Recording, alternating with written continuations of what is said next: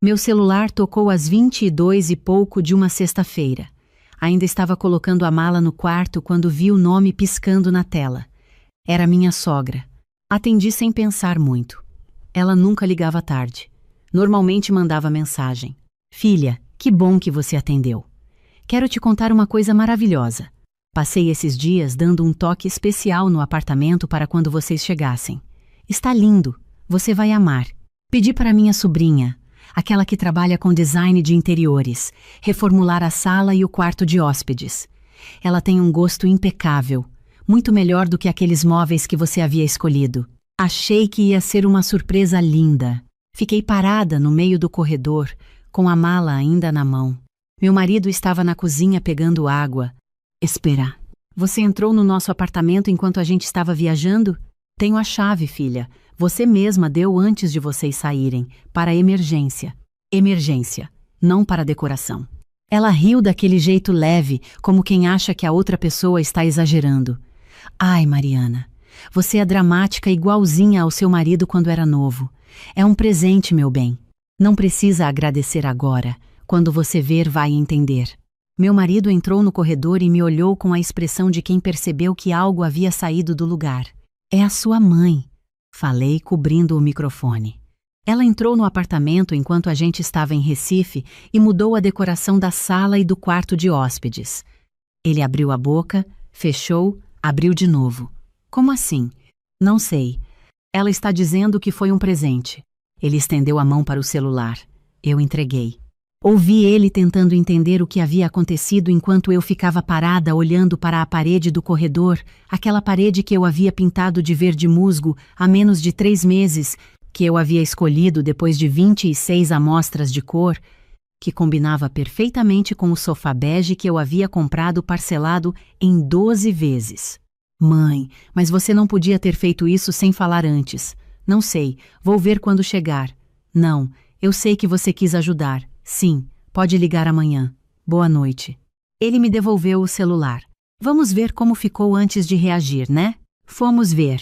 A sala que eu havia decorado com tanto cuidado durante 4 meses havia sumido.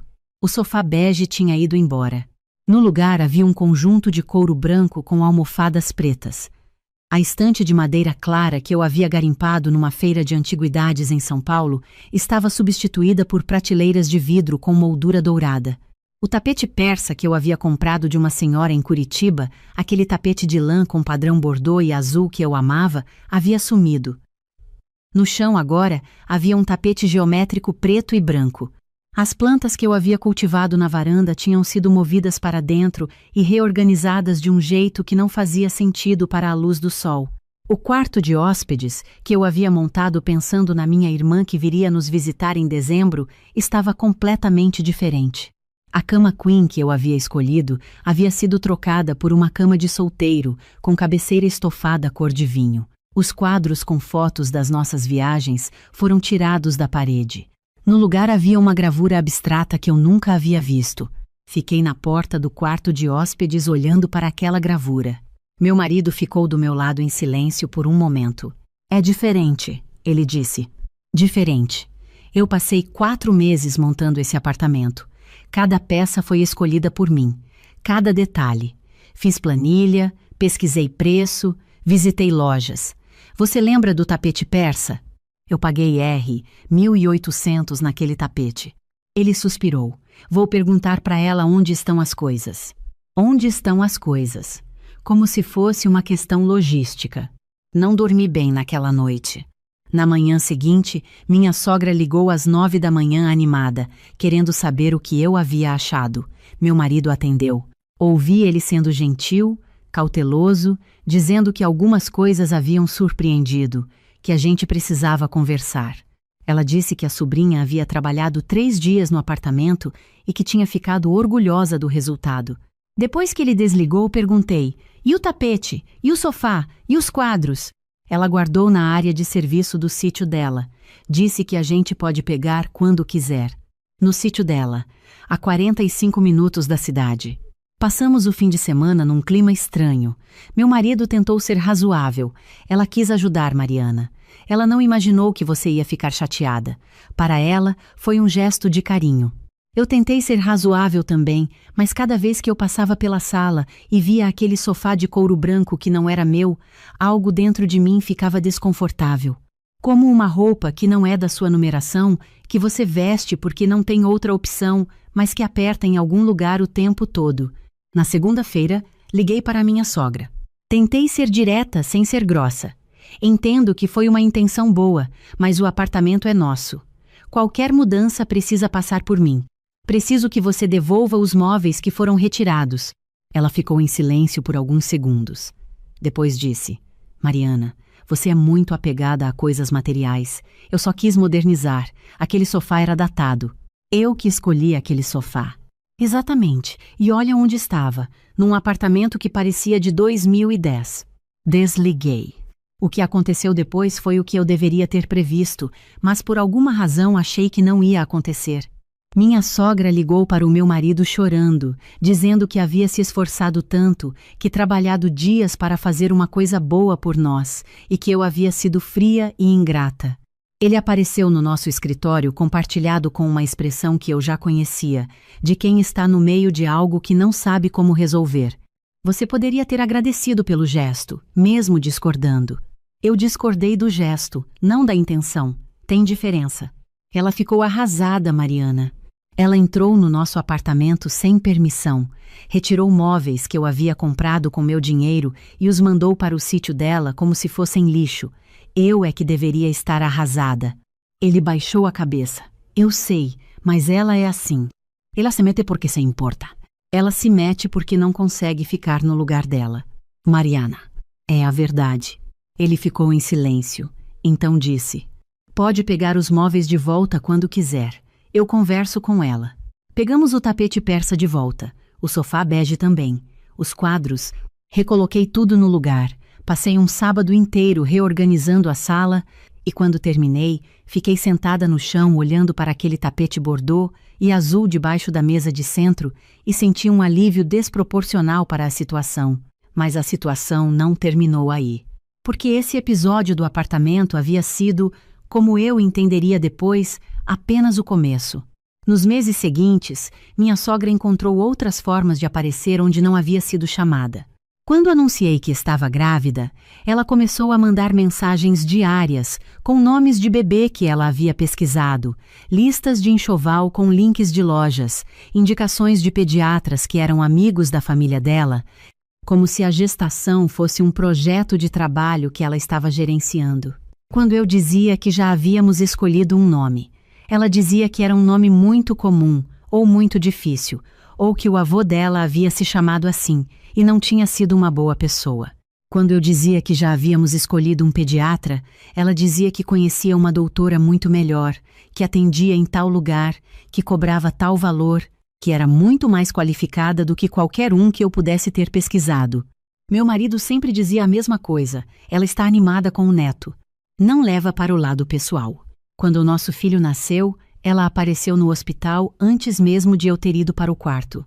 Ficou 2 horas lá, reorganizando as flores que minha mãe havia trazido, opinando sobre a roupa que eu havia colocado no bebê, dizendo que estava frio demais ou quente demais, perguntando se eu ia amamentar ou dar fórmula como se fosse uma escolha que precisasse de aprovação. Nos primeiros meses em casa, ela aparecia 2, 3 vezes por semana, sempre com algum pretexto. Trazer sopa, ver o bebê, pegar um casaco que havia esquecido. Uma vez ela chegou enquanto eu estava amamentando e sugeriu que eu mudasse a posição porque, segundo ela, a forma como eu estava segurando o bebê estava errada. Ela havia amamentado o meu marido 30 e tantos anos atrás e sabia como funcionava. Eu pedi licença, fui para o quarto com o bebê e fechei a porta. Meu marido a acompanhou até a saída e depois veio me ver. Ela não quis ofender. Eu sei, respondi, mas eu não aguento mais. Ele ficou em silêncio. Esse foi o primeiro momento em que disse isso em voz alta. Eu não aguento mais. E era verdade. Não era exagero, não era drama, não era estresse de mãe de primeiro filho. Era uma exaustão acumulada de meses de pequenas invasões, de sugestões não pedidas que soavam como críticas, de opiniões constantes sobre cada escolha que eu fazia, de sentir que, na visão dela, eu nunca estava fazendo nada certo o suficiente. E o pior não era ela. O pior era que toda vez que eu tentava estabelecer algum limite, meu marido encontrava uma forma de suavizar, de justificar, de pedir que eu compreendesse. Ele a amava. Eu entendia isso. Ela havia sido mãe e pai para ele desde que ele tinha 15 anos. Havia aberto mão de muitas coisas para garantir que ele estudasse, se formasse, tivesse as oportunidades que teve. Ele devia muito a ela e era incapaz de dizer qualquer coisa que pudesse soar como ingratidão. Mas existe uma diferença entre ser grato e ser reativo, entre honrar o que alguém fez por você e deixar que esse débito determine cada decisão do presente. Meu filho completou 1 ano. Planejei a festa com cuidado, uma coisa pequenininha, íntima, só família próxima e alguns amigos nossos. 20 pessoas no máximo, no próprio apartamento, com decoração simples que eu mesma havia feito com antecedência. Minha sogra apareceu na festa com a sobrinha, aquela que havia decorado o apartamento meses antes, e as duas ficaram a tarde inteira fazendo comentários discretos sobre o que poderia ter sido diferente. A mesa de doces poderia ter ficado ali. A iluminação estava fraca. Os balões eram muito simples para um aniversário de 1 ano. Eu ouvi tudo e não disse nada. Na segunda-feira, depois da festa, recebi uma mensagem dela. Era um link de um espaço de eventos com a legenda: "Já estou pesquisando o espaço para o aniversário de 2 anos. Esse lugar é lindo e tem pacotes completos. Vou ver os preços esta semana." Li a mensagem 3 vezes. Depois mostrei para o meu marido. Elle sorriu com cansaço. Ela está animada. O aniversário de 2 anos é daqui a 11 meses. Ela só está pesquisando. Ela fez isso com um apartamento também. Primeiro pesquisou, depois contratou, depois executou. Ele ficou em silêncio. Então eu disse a coisa que havia ficado engasgada por meses. Ou você fala com ela, de verdade, com clareza, estabelecendo que qualquer decisão sobre nosso filho passa por nós dois e não por ela, ou eu faço isso sozinha. E quando eu fizer, não vai ser da forma delicada que você está acostumado. Ele me olhou. Você está sendo injusta. Estou sendo honesta. Tem diferença. Ele foi conversar com ela. Não sei o que foi dito, mas naquela noite ela me mandou uma mensagem. Mariana, parece que você está com alguma coisa contra mim. Eu só quero o melhor para o meu filho e para o meu neto. Se eu errei em alguma coisa, me diga diretamente. Respondi. Você entra nas nossas decisões sem ser chamada. Aconteceu com o apartamento, aconteceu com a gravidez, aconteceu com a festa. Agora está planejando o aniversário do nosso filho sem me perguntar. Preciso que isso pare. Ela demorou 2 horas para responder. Quando respondeu, disse: Entendo que você tem um jeito muito diferente do meu. Vou tentar respeitar, mas fica difícil quando sinto que não sou bem-vinda na vida do meu filho e do meu neto. Não disse que ela não era bem-vinda. Disse que ela precisava respeitar os limites. Ela não respondeu mais naquela noite. No dia seguinte, meu marido me disse que ela havia ligado para ele chorando, que havia dito que eu era fria, que nunca havia me aceitado de verdade, que ele havia casado com uma mulher que não sabia valorizar família. Fria, porque eu queria tomar as decisões da minha própria casa. Nos meses seguintes, minha sogra reduziu as visitas. Quando vinha, era mais contida, mais distante. Meu marido ficou num meio-termo desconfortável, tentando agradá-la, sem me contrariar, tentando me tranquilizar sem enfrentá-la. Aquele equilíbrio frágil durou até o dia em que tudo quebrou de uma vez. Eu estava no trabalho quando recebi uma ligação de um número que não reconheci. Atendi. Era a administradora de um buffet infantil numa cidade vizinha. Ela ligava para confirmar a reserva do salão para o aniversário de 2 anos do meu filho e perguntar se eu havia recebido o contrato por e-mail. Fiquei parada na frente do computador sem entender. Pode repetir, por favor? A reserva. O salão para o dia 23 de março. A senhora Celeste efetuou o sinal na semana passada e disse que a mãe da criança confirmaria os detalhes. Celeste era o nome da minha sogra. Ela havia reservado um salão de festas para o aniversário do meu filho. Sem me perguntar, havia dado um sinal, havia dado o meu nome como contato. Agradeço o contato, disse para a atendente. Vou retornar em breve. Desliguei. Sentei na minha cadeira e fiquei olhando para a tela do computador por um tempo que não consegui medir. Depois peguei o celular e mandei uma mensagem para meu marido. Sua mãe reservou um salão de festas para o aniversário do nosso filho e deu um sinal sem me consultar. Preciso que você ligue para ela agora. Ele demorou 15 minutos para responder. Deve ter sido mal entendido. Vou verificar. Não era mal entendido. Meia hora depois ele me ligou com a voz de quem está tentando manter a calma. Ela disse que estava só garantindo a data porque os salões lotam rápido. Disse que ia nos mostrar antes de fechar qualquer coisa. Ela já deu o sinal. Ela queria garantir pra gente. Ela fez a mesma coisa com o apartamento. Entrou, mudou e depois disse que era para nos ajudar. E dessa vez fez com o aniversário do nosso filho, sem me perguntar, sem me avisar, sem nada. Amor, ela estava tentando facilitar nossa vida. Não, ela estava tomando uma decisão que era minha para tomar. É o aniversário do meu filho, não dela. Silêncio. Então me fez a mesma pergunta de sempre, embrulhada em palavras diferentes. Você não consegue ver que ela não tem má intenção? E me veio uma clareza que às vezes demora a aparecer, mas que, quando chega, não deixa dúvida. Intenção não resolve consequência. Ela pode não ter intenção de me apagar, mas o efeito do que ela faz é me apagar. Cada vez que ela decide por mim, ela está dizendo que minha opinião não importa. E cada vez que você me pede para relevar, você está dizendo a mesma coisa. Desliguei. Saí mais cedo do trabalho. Busquei meu filho na creche. Passei pela padaria, comprei pão de queijo porque ele adorava, sentei com ele na bancada da cozinha enquanto ele comia e eu tentava organizar os pensamentos. Ele tinha 1 ano e 8 meses, loiro como o pai, com os olhos grandes e escuros da minha família. Ele não entendia o que estava acontecendo. Ele só sabia que aquele era um dia normal, em que a mãe havia chegado mais cedo e havia pão de queijo. Minha melhor amiga me ligou às 6 da tarde.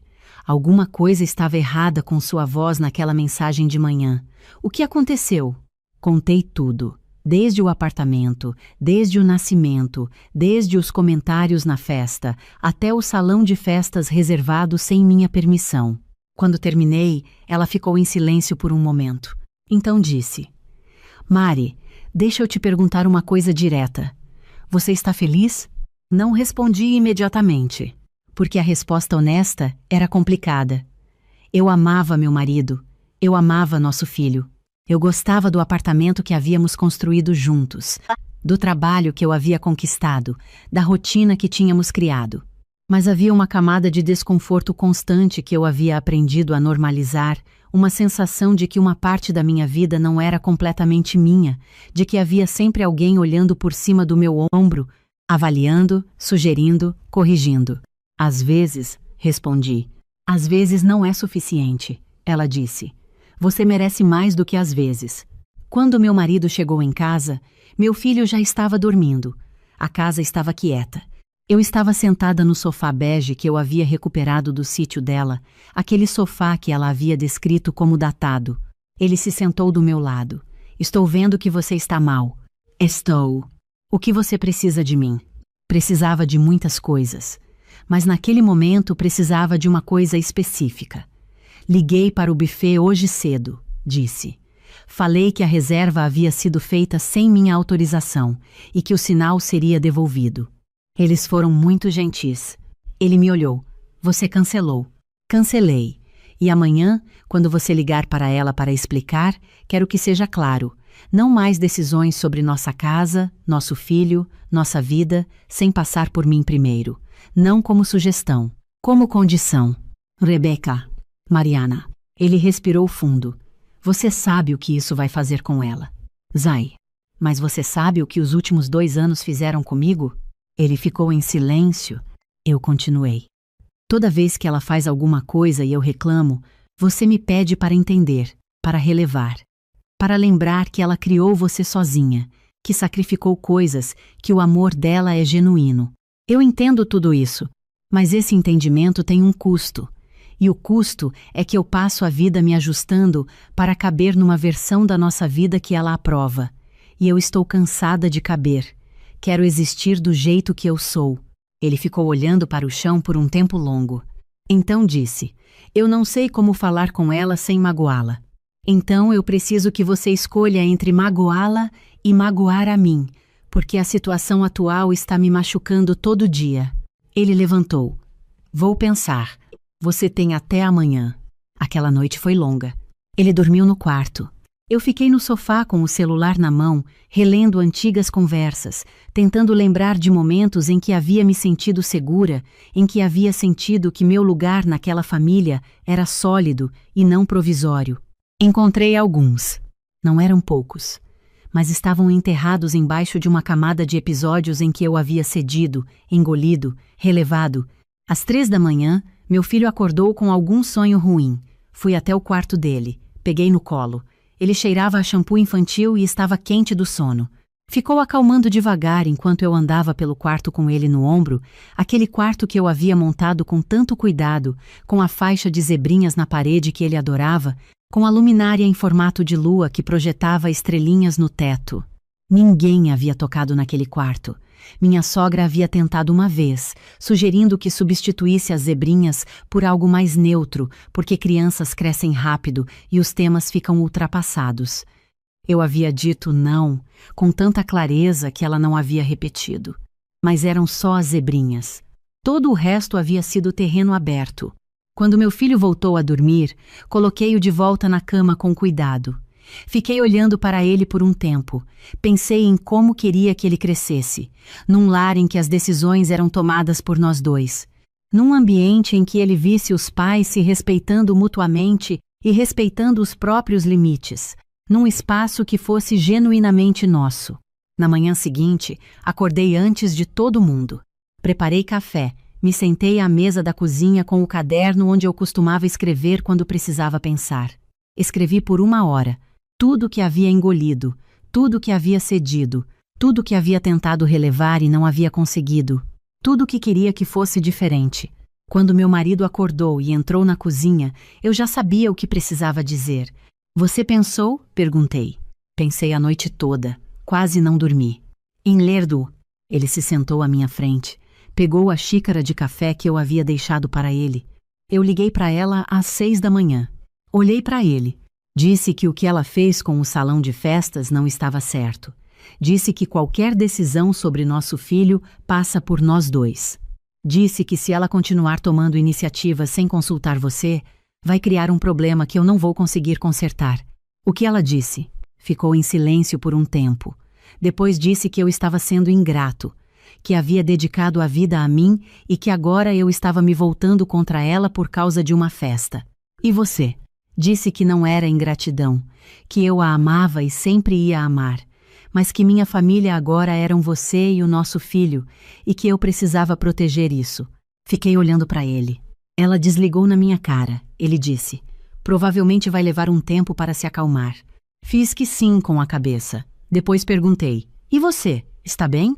Não, ele disse com honestidade, mas acho que era necessário. Nos dias que se seguiram, minha sogra não ligou. Não mandou mensagem. Meu marido tentou entrar em contato 2 vezes. Ela respondeu com frieza, monossilábica, do jeito de quem está magoada e quer que a outra pessoa saiba disso. A família dela entrou em campo. A cunhada do meu marido mandou uma mensagem perguntando o que havia acontecido para ele tratar a mãe daquele jeito. Um primo mais velho ligou para dizer que família é tudo e que discussões passam. Eu não respondi nenhuma mensagem, não era meu papel. 3 semanas depois recebi uma mensagem dela, curta, sem abertura emocional, como uma comunicação formal. Mariana, entendo que você tem um jeito de fazer as coisas. Vou tentar respeitar, mas peço que você também respeite que eu me preocupo com meu filho e meu neto. Respondi, obrigada, preocupação é bem-vinda, controle não é. Ela não respondeu. O aniversário de 2 anos do meu filho aconteceu 2 meses depois. Fizemos em casa, como eu havia planejado desde o início.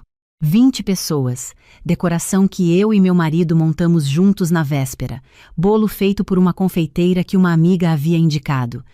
Minha sogra veio. Ficou mais quieta do que o costume, mas veio. Quando foi embora, se despediu de mim com um beijo seco no rosto. Foi o suficiente para aquele momento. Nos meses seguintes, as coisas foram se acomodando de um jeito diferente. Minha sogra ainda dava opiniões quando não havia pedido.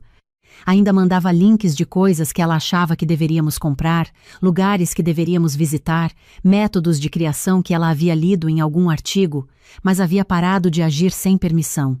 Havia parado de tomar iniciativas que eram nossas para tomar. Era progresso. Não era perfeito, mas era real. Meu marido foi aprendendo também, aprendendo a dizer não para ela de um jeito que não o destruía por dentro. Aprendendo que honrar o passado não significa abrir mão do presente. Que gratidão e limite podem coexistir. Que escolher a esposa não é trair a mãe. 1 ano depois daquele dia do salão de festas, estava dando banho no meu filho quando ele me perguntou, do jeito direto que crianças perguntam: "A vovó não gosta de você?" Parei. Olhei para ele. "Por que você está perguntando isso?" "Porque ela nunca ri com você do jeito que ri com o papai." Fiquei pensando na resposta certa por um momento. Às vezes as pessoas têm jeitos diferentes de demonstrar que gostam de alguém, disse. A vovó e eu somos muito diferentes. Mas ela te ama muito. Ele pensou. Você também te ama? Sim, eu me amo, respondi sorrindo. Bom, ele disse com a seriedade de quem está encerrando um assunto importante, porque se você não se amasse, ia deixar todo mundo te dizer o que fazer. Fiquei parada com um copo de água na mão. De onde você tirou isso? Ele deu de ombros com aquela naturalidade de criança pequena. Da cabeça. Terminei de dar o banho nele sem conseguir falar mais nada.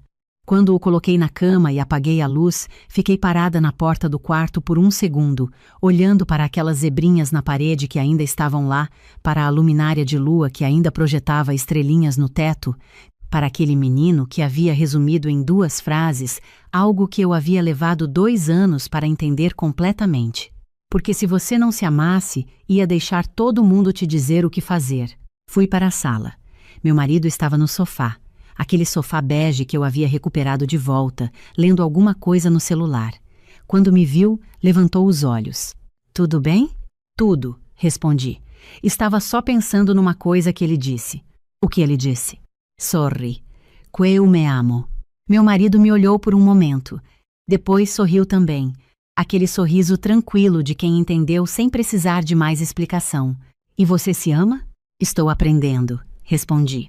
E era verdade. Cada limite que eu havia estabelecido, cada vez que eu havia dito não, quando antes teria engolido, cada decisão que eu havia tomado sobre a minha própria vida sem pedir aprovação de ninguém, havia sido um passo em direção a isso. Há uma versão de mim que ocupava o espaço que era meu, que não se desculpava por existir do jeito que existia, que entendia que cuidar de si não é egoísmo, é pré-requisito. Dizem que mulher de 40 anos deveria já saber disso, que a essa altura já deveríamos ter passado pelo processo de nos conhecermos, de sabermos o que queremos, de não precisarmos de aprovação externa para nossas escolhas. Talvez seja verdade. Mas também é verdade que aprender é um processo que não tem prazo, que não termina numa data específica, que acontece enquanto a vida vai apresentando situações que nos forçam a decidir quem somos quando ninguém está olhando. E às vezes quem nos ensina a decisão mais importante é um menino de 2 anos com shampoo infantil no cabelo que faz uma pergunta simples do jeito que só criança sabe fazer. Sentei do lado do meu marido no sofá. Ele passou o braço por cima dos meus ombros. A casa estava quieta. O apartamento que havíamos montado juntos, que havia sido invadido e recuperado e refeito, e que agora era, finalmente, completamente nosso, estava quieto e era meu. Não me arrependo de nenhum não que eu disse. Me arrependo dos que demorei para dizer. Eu estava no meio de lixar a última prateleira da sala quando o celular tocou. Era uma quarta-feira de manhã. E eu tinha pedido o dia de folga no trabalho especificamente para isso, para ficar sozinha na minha casa nova, no silêncio que ainda cheirava a tinta fresca e a madeira cortada, organizando as coisas no ritmo que eu tinha escolhido. A minha casa. 13 anos de casamento, 18 meses de obra, um financiamento que nos custou 2 anos de economia e uma quantidade razoável de noites sem dormir. A minha casa. O celular tocou de novo. Era o meu marido. Você já chegou em casa? Ele perguntou quando eu atendi. A voz tinha aquele tom. Eu conheço todos os tons do meu marido depois de 13 anos. Aquele Era o tom de quem está prestes a dizer algo que já foi dito, algo que não pode ser desfeito, algo que a outra pessoa vai ter que simplesmente aceitar porque não há mais nada a fazer. Estou em casa, sim. Por quê?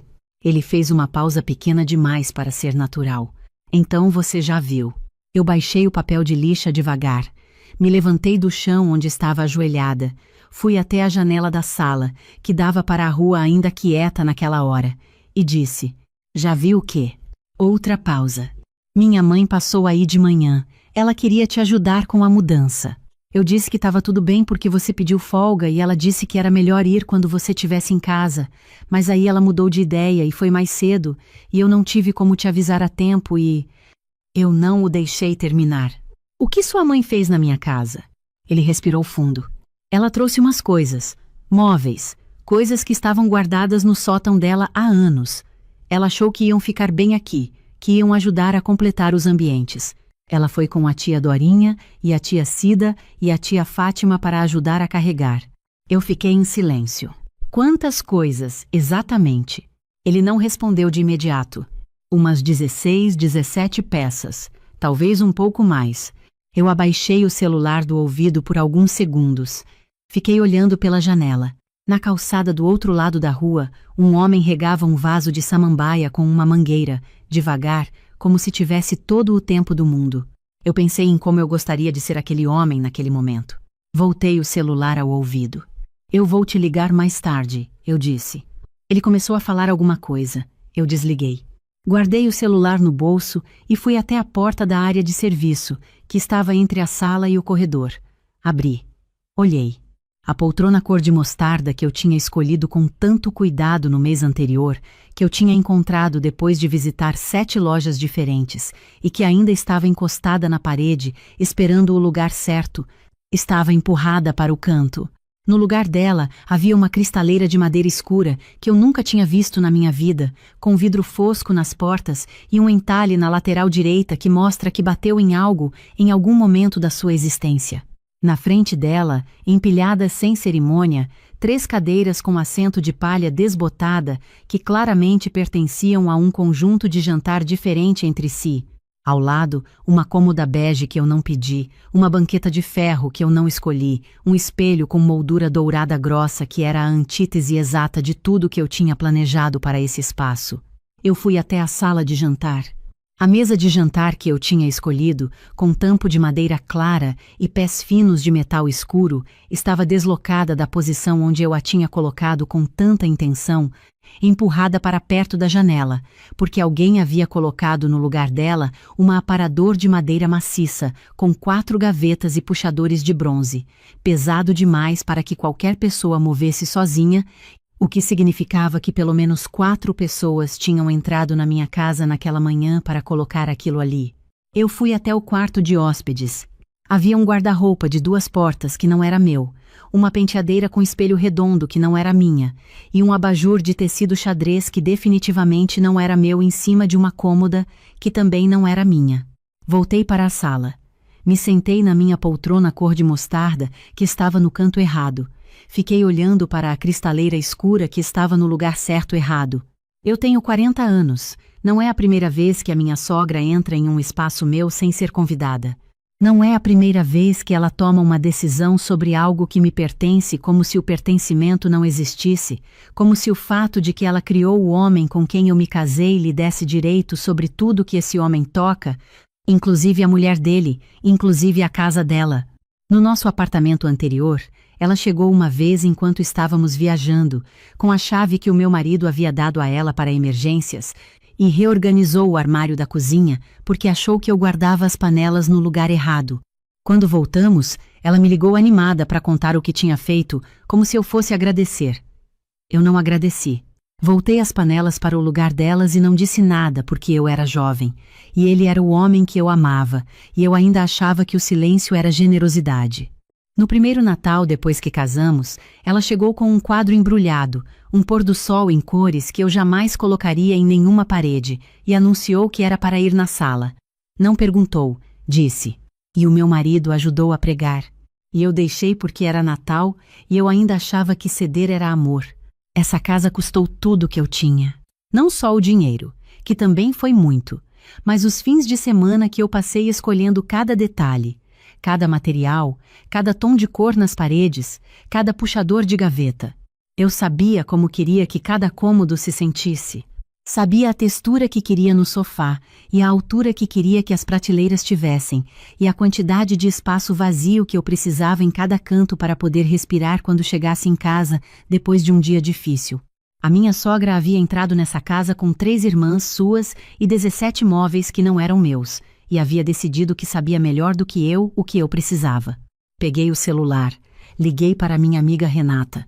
Renata tem 42 anos, é arquiteta, e tem uma qualidade que eu admiro profundamente e que às vezes me faz querer sumir porque ela me conhece demais. Ela nunca me deixa me enganar. Quando terminei de contar, ela ficou em silêncio por 4 segundos. Eu contei. Você quer que eu vá aí agora? Ela perguntou. Não. Quero que você me ajude a pensar. Você já sabe o que vai fazer. Acho que sei. Então não precisa pensar. Precisa fazer. Eu fiquei em silêncio. Ela disse, com aquela voz que não tem julgamento, mas também não tem espaço para desculpa. Se você deixar isso para lá, vai ter mais 17 móveis na próxima vez. Você sabe disso.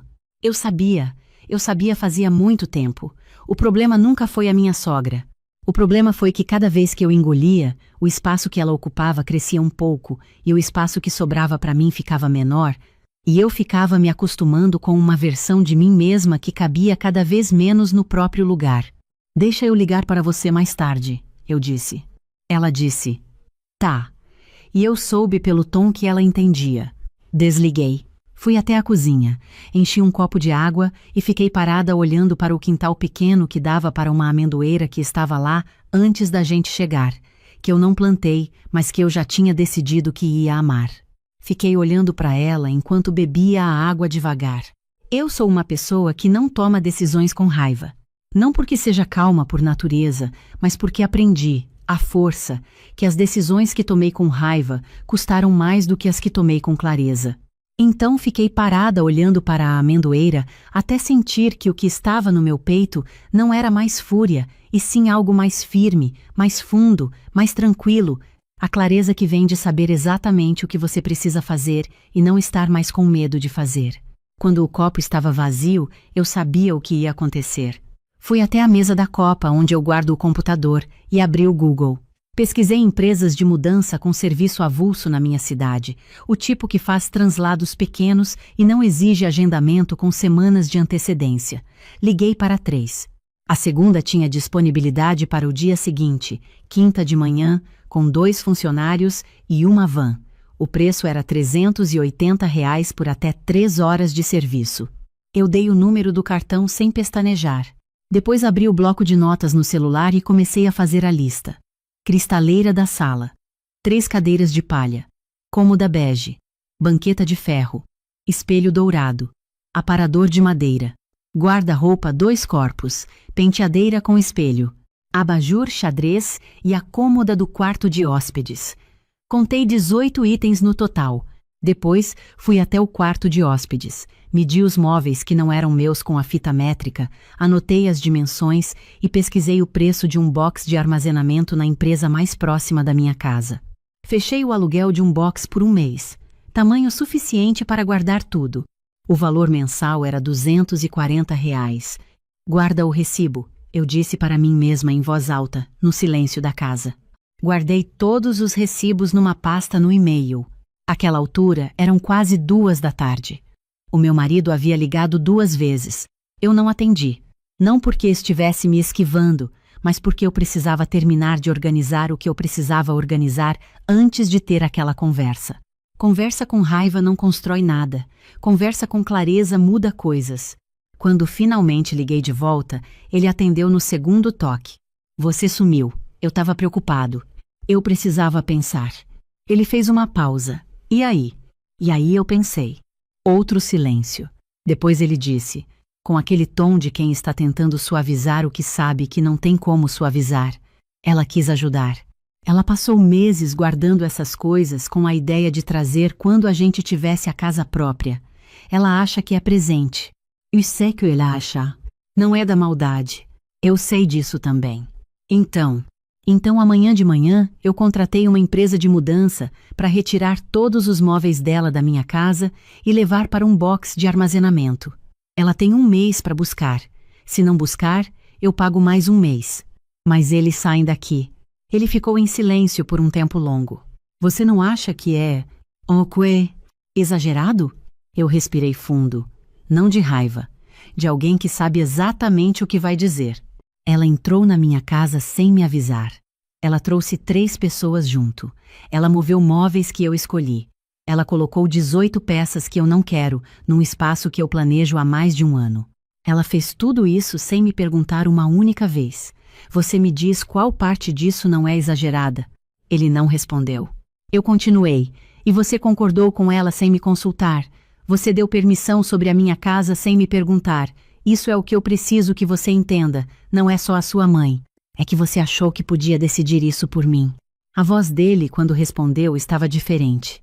Mais baixa, mais quieta. Eu não pensei assim na hora. Eu sei, mas é assim que funcionou. Ficamos em silêncio por alguns momentos. A mudança é amanhã de manhã, cedo, eu disse. Você pode estar aqui? Por quê? Porque eu preciso que você veja. E porque depois disso, a gente precisa conversar sobre outras coisas e eu quero que você esteja aqui. Ele disse que sim. A voz dele tinha aquele tom que aparece poucas vezes em 13 anos, o tom de quem está começando a entender que alguma coisa passou de um ponto que não volta mais. Os funcionários chegaram às 8h20 da manhã seguinte, 2 rapazes jovens, eficientes, sem curiosidade sobre o que estavam fazendo ali. Eu mostrei cada peça, eles fotografaram para o protocolo da empresa e começaram a carregar. Meu marido chegou às 8h40. Ficou parado na porta da sala olhando para o movimento. Eu me aproximei. Fui colocando cada item na lista à medida que saía. A cristaleira, o aparador, as cadeiras de palha que ninguém havia pedido.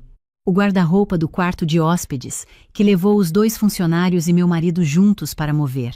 A penteadeira, o abajur. Quando o último item saiu, a casa ficou em silêncio. O meu marido ficou olhando para o espaço vazio onde o aparador de madeira estivera, depois olhou para mim. É aqui que a gente conversa? Ele perguntou. É aqui. Sentamos na mesa da copa.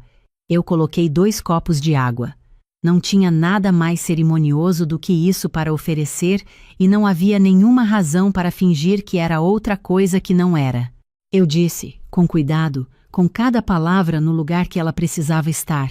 Eu te amo, isso não está em discussão, mas eu preciso que você me diga que entende o que aconteceu aqui, não o que a sua mãe fez, porque a sua mãe vai continuar sendo quem ela é, o que você fez. Eu disse que ela podia vir. Você disse que ela podia vir sem me perguntar. Você tomou uma decisão sobre o espaço que é dos 2 como se fosse só seu, como se a minha opinião sobre a minha própria casa não fosse necessária. Eu fiz uma pausa. Sua mãe faz isso há 13 anos, e toda vez que ela faz, eu fico esperando você dizer não, e você não diz. E aí sobra para mim engolir ou parecer a bruxa que não deixa a sogra ajudar. Ele passou a mão no rosto. Aquele gesto específico que ele faz quando não tem contra-argumento, mas ainda está procurando um. Ela ia se magoar se eu dissesse não. Eu sei, e aí a mágoa dela foi transferida para cima de mim. Você protegeu os sentimentos dela com o meu conforto, fez isso sempre. Ele ficou olhando para o copo de água. Eu não quero que você fique mal com ela por minha causa. Eu não estou pedindo isso. Estou pedindo que você me consulte antes de tomar decisões sobre o nosso espaço. Estou pedindo que quando ela ultrapassar um limite, você seja quem diz que não pode. Não eu, você. Mas ela vai ficar brava comigo. Eu sei. E eu preciso que você escolha ficar bem comigo em vez de evitar que ela fique brava. Ele ficou em silêncio por um tempo longo. Do lado de fora, a amendoeira no quintal balançava levemente, porque o vento tinha aumentado um pouco naquela manhã. Você vai ligar para ela? Eu perguntei. Preciso ligar. Agora? Ele olhou para mim. Depois para o copo. Depois para mim de novo. Agora, ele disse. Ele pegou o celular e saiu para o quintal. Eu fiquei na copa. Não ouvi a conversa, não porque ele estava escondendo, mas porque a amendoeira fazia barulho suficiente para cobrir a voz dele a essa distância. Fiquei olhando para as paredes da minha cozinha, para as cores que eu tinha escolhido, para os puxadores de cobre que eu tinha procurado em 4 lojas diferentes antes de encontrar o modelo certo. Essa casa era minha. Não no sentido possessivo que exclui, no sentido de que eu tinha construído ela com intenção, com cuidado, com anos de espera e escolha, e ela me pertencia da forma que as coisas nos pertencem quando a gente coloca de verdade alguma coisa de si nelas. Meu marido voltou depois de uns 20 minutos. Sentou do meu lado, estava com aquela expressão fechada de quem saiu de uma conversa difícil. Como foi? Eu perguntei. Ela ficou brava. Eu esperava isso. Ela disse que estava tentando ajudar, que os móveis são de qualidade, que eu sou influenciado por você. O que você respondeu? Ele olhou para mim. Que a casa é nossa. Que qualquer coisa que entre aqui precisa ser decidida pelos dois juntos. Que se ela quiser visitar, é bem-vinda, mas que visitas precisam ser combinadas com antecedência com os dois. Ele fez uma pausa. E que os móveis vão ficar no box até ela ir buscar, que eu não vou buscar por ela. Eu fiquei olhando para ele por um momento. Ela desligou na sua cara? Não. Ficou em silêncio por um tempo e depois disse que precisava pensar e desligou. É melhor do que desligar na cara.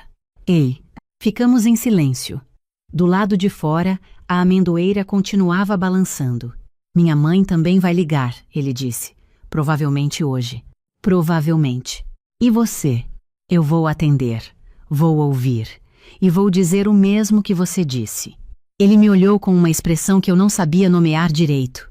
Não era alívio, não era orgulho. Era algo mais parecido com o reconhecimento de que alguma coisa estava mudando de forma e que essa mudança era inevitável e que talvez, no final, fosse necessária. Me desculpa, ele disse. Eu olhei para ele. Não pela sua mãe, pela minha parte nisso. Eu sei que é pela sua parte. É por isso que vale. Ele assentiu devagar. Ficou com os cotovelos na mesa e a cabeça um pouco baixa, como quem está processando uma coisa que vai demorar mais do que uma conversa para assentar. Eu me levantei, fui até a bancada, voltei com o recibo da empresa de mudança e o contrato do box de armazenamento. Coloquei na mesa do lado dele. Isso foi 380 de mudança e 240 de box, eu disse. Eu paguei, mas a conta é dela. Ele olhou para os documentos. Você quer que ela pague? Não como punição, como consequência. Ela criou o problema gerou custo. O custo é dela. E se ela não pagar? Então ela não busca os móveis. O box vira entulho no final do mês. E a história termina de qualquer forma. Mas eu vou enviar a conta. Ele não disse nada, mas também não disse que não. Às vezes o silêncio de um homem de 13 anos é uma resposta tão clara quanto qualquer palavra. Naquele dia, à tarde, enquanto eu voltava a montar as prateleiras que tinha parado de montar na manhã anterior, minha amiga Renata ligou. É aí? Mudança saiu de manhã. Conversei com ele. E? Ele ligou para ela. Renata ficou em silêncio por 2 segundos. De verdade? De verdade.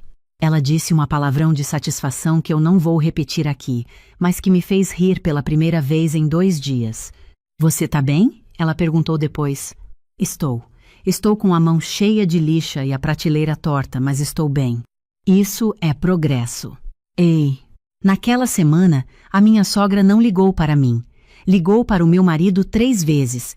Nas 3 ele ficou no quarto, e nas 3 eu ouvi a conversa ser curta, e nas 3 ele saiu com a expressão de quem segurou o que precisava ser segurado. Na sexta-feira à noite, depois do jantar, ele me contou que ela havia dito que eu era fria, que eu não respeitava a família dele, que os móveis eram herança e eu havia tratado como lixo. E o que você disse? Eu perguntei. Disse que herança se oferece, não se impõe, e que você merece ser consultada antes de qualquer coisa que entre na sua casa. Eu fiquei olhando para ele. Você usou essa frase exata? Exata. Eu continuei olhando. Ela deu alguma resposta? Disse que eu estava mudado, que você mudou eu. Você está mudado? Ele pensou por um momento. Mais honesto, ele disse. Acho que é isso. Na semana seguinte, recebi uma mensagem no celular de um número que eu reconheci depois de alguns segundos como sendo da minha sogra. Não trocávamos mensagens diretas com frequência, era sempre pelo meu marido. A mensagem dizia: eu fiz aquilo de coração. Você podia ter me ligado antes de mandar tirar tudo. Eu fiquei olhando para a mensagem por um tempo. Depois respondi: a próxima vez que quiser trazer algo para a nossa casa, fale comigo e com o meu marido antes. Será bem-vindo se for decidido pelos dois juntos. Ela não respondeu naquele dia. Respondeu 3 dias depois, com uma mensagem curta: está bem. Não era um pedido de desculpa. Eu não esperava que fosse. Mas era alguma coisa, e alguma coisa às vezes é o início de um entendimento diferente. A conta da mudança e do box, no total R$ 620, eu enviei por mensagem com o comprovante. Ela depositou na semana seguinte, sem comentário. Fui buscar os móveis ela mesma com o filho mais novo, um sábado de manhã que eu não estava em casa. O meu marido ficou lá para abrir o box. Me contou depois que a conversa tinha sido curta e sem drama. Ela tinha levado tudo de volta para o sótão de onde havia saído. Naquela tarde, quando voltei para casa e o meu marido me contou, eu fui até o quarto de hóspedes. O espaço estava vazio de novo, do jeito que eu tinha planejado. A luz entrava pela janela de uma forma limpa e direta que a penteadeira cobria antes. Fui até a sala. A poltrona cor de mostarda estava onde eu queria. A cristaleira escura havia ido embora e o canto estava disponível para a planta que eu ainda não tinha comprado, mas que eu já sabia que seria uma samambaia grande, do tipo que diz que essa casa tem vida e escolha e intenção em cada detalhe. Sentei na poltrona. Olhei para o espaço ao redor. Era o meu lar. Não só as paredes, não só o endereço, mas aquela sensação específica de que cada coisa estava onde eu tinha decidido que ela devia estar, que nenhum canto havia sido tomado sem que eu soubesse, que aquele espaço me pertencia da forma que importa de verdade. O meu marido entrou na sala, ficou parado olhando para mim na poltrona. Ficou bem assim, ele disse. Ficou. Ele foi até o sofá, sentou. Ficamos os dois um tempo em silêncio, o tipo de silêncio bom que só existe quando não há nada que precise ser explicado. Ela vai tentar de novo, ele disse. Não hoje, não amanhã, mas algum dia. Oi, Zai. É aí? E aí vai ser assim de novo. Com calma, sem grito, mas com clareza. Toda vez, ele assentiu. Você sabe que vai criar uma distância entre nós e ela. Oi, Zai. Mas continuar como estava criava uma distância entre nós dois. Prefiro a primeira. Ele ficou olhando para o teto por um momento. Como você consegue ser tão calma? Não sou calma. Só aprendi que gritar não muda nada. A ação muda. Ele não respondeu, mas eu vi pela posição do corpo dele que estava pensando em alguma coisa que estava demorando para virar palavra. Então esperei. 13 anos me ensinaram a esperar. Depois de um tempo ele disse: eu sempre achei que estava protegendo todo mundo. Ela, você, a família, tentando não criar conflito. Eu sei disso. Mas na prática eu estava protegendo ela e deixando o conflito cair em cima de você. Sim. Não percebi enquanto estava fazendo. Raramente a gente percebe enquanto está fazendo. Ele ficou quieto mais um pouco. Então disse: eu não quero mais fazer isso. Eu olhei para ele. Dizer não para ela vai ser difícil por um tempo. Vai. Ela vai me ligar mais. Vai ficar brava mais vezes. Provavelmente. E você vai ficar do meu lado quando isso acontecer? Eu sempre fiquei do seu lado. Só precisei que você percebesse que eu estava lá. Ele se levantou do sofá. Veio até a poltrona. Ficou de pé ao lado dela por um momento. Depois colocou a mão no meu ombro. Devagar, como alguém que está pedindo licença. Eu não me afastei. Olhamos os dois para a sala, para os espaços que estavam cheios do jeito certo, para a luz que entrava pela janela sem obstáculo, para a planta que ainda não estava lá, mas que eu já sabia que ia amar quando chegasse. Obrigada por não ter gritado, ele disse. Gritar não teria mudado nada, eu disse. Agir mudou. Ele ficou em silêncio. Depois disse, baixinho, eu sei. É por isso que funcionou.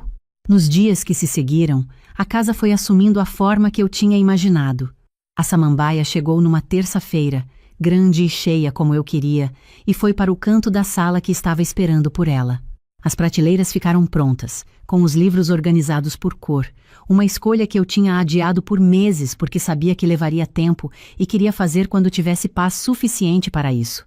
O tapete chegou uma semana depois, bege claro, e a gente passou uma tarde inteira discutindo se ficava melhor 2 palmos para a esquerda ou para a direita. Foi a melhor discussão que eu tive em muito tempo, porque era sobre o espaço nosso, sobre o que a gente escolheu junto, sobre o que a gente defende e cuida e decide todos os dias. A minha sogra ligou uma vez mais naquele mês, para o meu marido, num sábado à noite. Ele ficou no quintal por 15 minutos. Quando entrou, estava tranquilo. Como foi? Eu perguntei. Ela perguntou se podia vir visitar semana que vem. Brance? Eu disse que ia confirmar com você e que a gente ligava até segunda. Eu olhei para ele. Você disse que ia confirmar comigo. Disse. Não disse que ela podia vir? Não disse. Eu fiz uma pausa pequena. Depois disse. Sábado que vem funciona. Pode dizer que é bem-vinda para almoçar. Ele deu um sorriso pequeno, do tipo que não tem nada de performático, do tipo que aparece quando algo faz sentido de uma forma que demora para chegar, mas que quando chega não tem como negar. Vou ligar para ela agora, ele disse. Ligou. Eu ouvi da cozinha a voz dele dizendo que sábado era bom, que a gente ficava feliz em receber. Depois ouvi ela falando do outro lado, não as palavras, só o tom, que era mais suave do que eu esperava. Quando ele desligou e voltou para a cozinha, eu estava cortando tomate para o jantar. Ela ficou feliz, ele disse. Imagino. Perguntou se podia trazer um bolo. E você disse? Que podia, claro. Eu sorri de costas para ele, de frente para a tábua de corte. Só o bolo, eu disse. Só o bolo, ele confirmou. E eu ouvi o riso baixo dele misturado com o barulho da faca na tábua, e o quintal lá fora estava quieto com a amendoeira imóvel no final daquela tarde, e a minha casa cheirava a alho e azeite e madeira nova e tudo que eu tinha escolhido. Eu tenho 40 anos, não sou velha, mas já sou velha o suficiente para saber que o tempo que me resta é precioso demais para gastar, sendo menor do que sou, em espaços que não me pertencem de verdade, recebendo pessoas que não me respeitam e sorrindo enquanto lavo a louça que elas usaram. Essa casa é minha, e de tudo que aprendi naquelas semanas, é isso que vai durar. Não os móveis que saíram, não a conta que foi paga, não a conversa difícil que eu precisava ter tido há muito mais tempo.